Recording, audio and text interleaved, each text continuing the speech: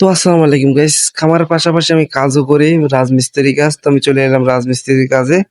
কারণ ভাই খামার নিয়ে পড়ে থাকলে হইব না। কারণ নিজের একটা ফ্যাট আছে, ফ্যাটটা চালা লাগবো।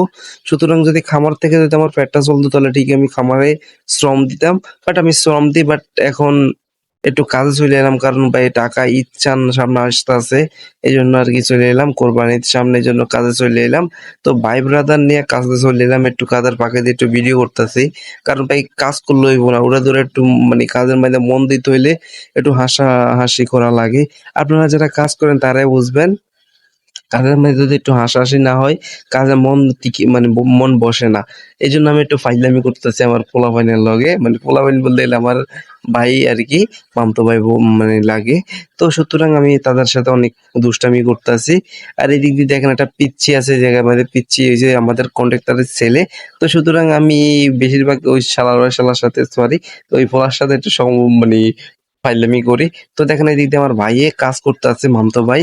তো উড়াদুরা ঘুমাইতেছে, এদিক দিয়ে একটা মামতো ভাই কাজ করতেছে। কারণ আমারে অলরেডি দায়িত্ব দিয়েছে এই কাজটা এতটুকু পরিমাণ করলে দেন তো তোকে ছুটি কাটা লাগবে আর কি, ছুটি।